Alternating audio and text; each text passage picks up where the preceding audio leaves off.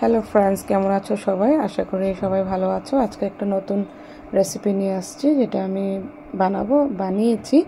আর এখন চলো আমার ভিডিওটা সবার সাথে ভাবলাম শেয়ার করি। তাই আমি ভেন্ডিগুলোকে দেখো, ভেন্ডি কারি বানাবো, চচ্চড়ি।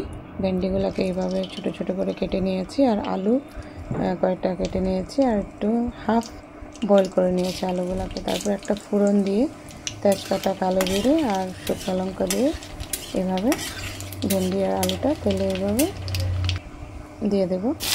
তারপর একটা পেস্ট বানিয়েছিলাম আমি, পেস্টটাতে আমি দিয়েছি টমেটো, লঙ্কা আর তিল, সাদা তিল। খুব দারুণ লাগে জানো তো এই চচ্চড়িটা বানালে। আমি তো চচ্চড়ি দিয়েই অনেকগুলো ভাত খাওয়া যায়, আর আমাদের ঘরে সবাই খুবই ভালোবাসে এই চচ্চড়িটা।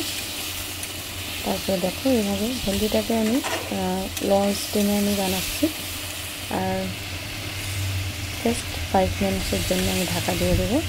বেশি একটা ঢাকা দেবো না, বেশি ঢাকা দিলে কী হবে, ভেন্ডিগুলো সব গলে যাবে আর দেখতে সুন্দর লাগবে না।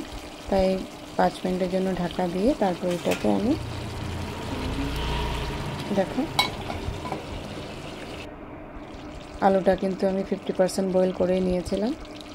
তারপর এইভাবে ঢাকা দিয়ে, এখন আর ঢাকা দেবো না, লো ফ্লেমে এটাকে খুব আস্তে আস্তে নাড়াচাড়া করে এইভাবে রান্না করব, যাতে ভেন্ডিগুলো এইভাবেই থাকে আর দেখতে সুন্দর লাগবে। আর ভেন্ডিগুলো যদি গলে যায়, ভেঙে যায়, দিলে দেখতে একেবারে সুন্দর লাগবে না চচ্চড়িটা। তাই ভাবলাম এইভাবে বানালে খুবই ভালো লাগবে। দেখো কালারটাও কি দারুণ আসছে। এটাতে হলুদ, নুন দিয়েছি, আর কিছুই দিইনি, রসুন দিইনি আমি, আর এটাতে পেঁয়াজও দিইনি, যেটা আজকে বৃহস্পতিবার, নিরামিষ, কমপ্লিট নিরামিষ। এই তো রান্না হয়েই গেল। দেখো কি দারুণ লাগছে কি না বলো তো? খেতেও কিন্তু এরকম দারুণই লাগে। ঠিক আছে বন্ধুরা, আর গরম গরম ভাতের সাথে খেলে হেভি লাগে। ঠিক আছে, তোমরা এই রেসিপিটা ট্রাই করবে, আমাকে বলবে নিশ্চয়ই কেমন হয়েছে। ঠিক আছে বন্ধুরা, টাটা।